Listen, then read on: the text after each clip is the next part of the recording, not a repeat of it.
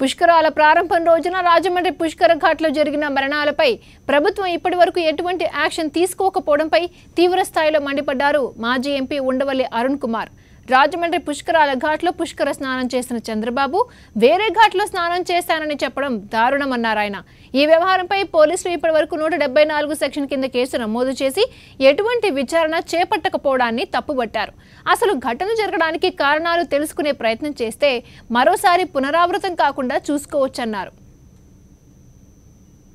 174 కట్టి ఒక కేసు కట్టి పక్కన పెట్టారు. ఇప్పటివరకు నో ఎంక్వైరీ, ఎవరు రెస్పాన్సిబుల్ అన్నది చెప్పలేదు.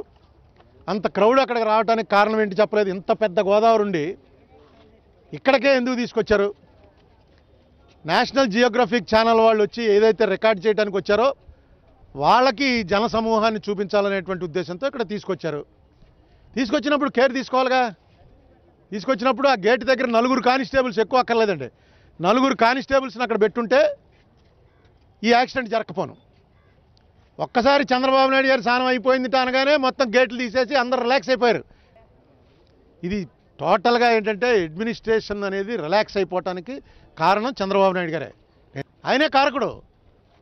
ఏంటి తప్పే ఉంది? అది యాక్సిడెంట్ జరిగింది, దాన్ని అసలు ఇక్కడే జరగలేదు. నా ఘాటు వేరు, ఆ ఘాటు వేరు, ఆ ఘాటులో చచ్చిపోతే నా మీద పెడుతున్నారు. ఈ మీడియా అంతా కలిపి ఇలాంటి డ్రామా ఆడేస్తున్నారంటే అసలు ఎంక్వైరీ చేశారా? ఇక్కడికి వచ్చి ఉన్నాను అడిగారా? ఇక్కడ ఎప్పుడు ఉండే సాధువులు ఉంటారు, వాళ్ళు వచ్చి ఏం జరిగిందని అడిగారా? ఎంక్వైరీ లేకుండా 45 రోజులు, ఆల్మోస్ట్ 1.5 months గడిచిపోతే ఇంత పెద్ద ఇన్సిడెంట్లో అసలు ఏంటి ఉద్దేశాలంటే నాకు అర్థం అవ్వట్లేదు.